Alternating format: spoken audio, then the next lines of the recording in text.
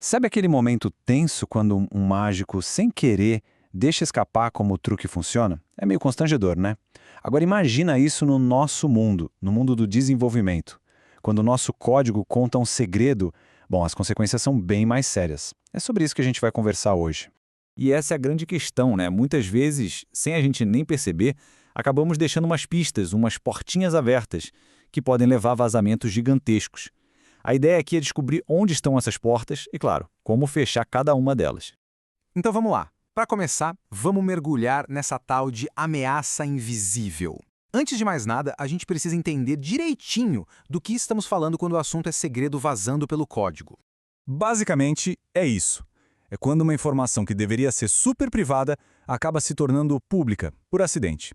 É uma exposição que não era para acontecer, de dados que, se caírem nas mãos erradas, podem causar um estrago e tanto.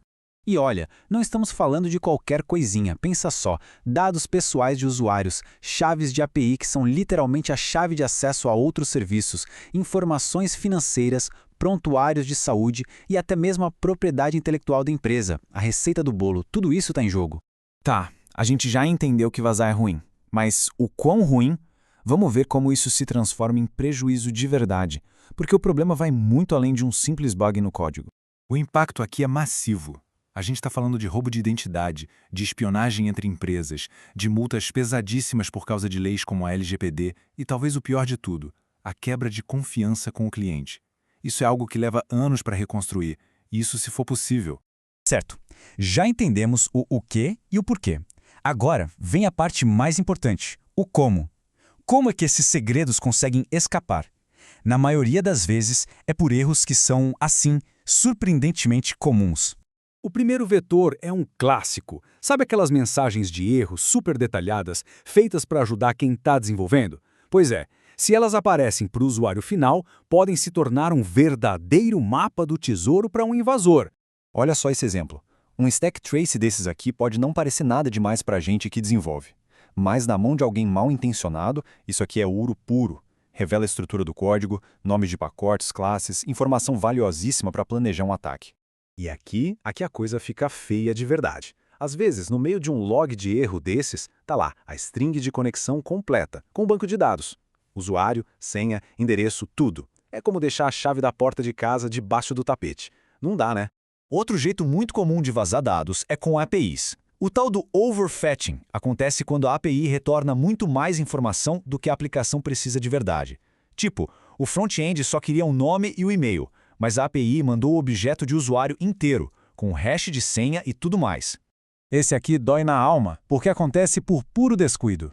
Segredos que foram comitados sem querer em repositórios públicos no Git, ou então backups esquecidos em algum serviço na nuvem sem a proteção devida.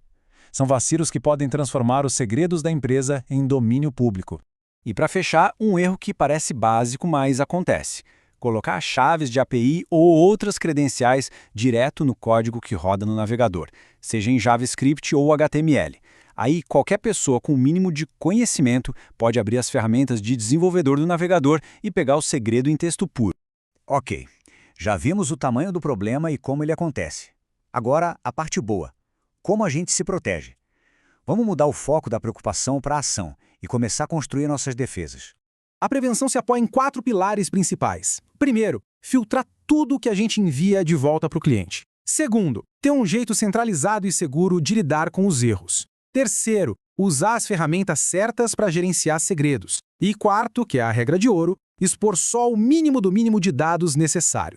Isso aqui ilustra perfeitamente o quarto pilar, o de minimizar os dados. Do lado esquerdo, a API vaza tudo.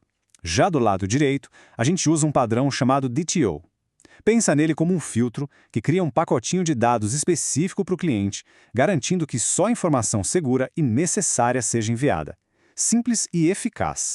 Aqui a lógica é a seguinte: nunca, jamais, mostre os detalhes técnicos de um erro para o usuário. A abordagem certa é a da direita, registrar toda a informação do erro internamente, para o time de desenvolvimento analisar, e para o cliente, uma mensagem genérica e segura. Com isso, a gente já cobre os 2 primeiros pilares. E sobre o terceiro pilar, o gerenciamento de segredos, a regra é bem clara. Tire eles do código. O lugar deles não é lá. O ideal é usar ferramentas próprias para isso, como vaults, ou configurar como variáveis de ambiente no servidor. E claro, nunca, em hipótese alguma, colocar no front-end. E rotacionar as chaves de tempos em tempos é uma ótima camada extra de segurança. Ufa, bastante coisa, né? Para a gente amarrar tudo isso, vamos fechar com um checklist bem prático. Uma lista de ações que podem ser colocadas em prática agora mesmo para fortalecer o código. Então, aqui está o plano. Primeiro, sobre erros e dados. Centralizar o tratamento de erros e filtrar as respostas da API é o básico. Depois, sobre acesso e segurança, proteger cada endpoint e deixar o segredo só no back-end e trancar backups e logs. E por último, ser proativo. Passar um pente fino no código para achar segredos que já podem estar por lá. São passos bem concretos para uma aplicação bem mais segura. E para a gente terminar, fica essa reflexão. A segurança de verdade começa com um único passo. Pensemos no projeto em que estamos trabalhando agora. Qual é a primeira vulnerabilidade, talvez a mais simples, que já dá para corrigir hoje e deixar o código um pouco mais seguro? Fica aí a provocação. Muito obrigado pela companhia.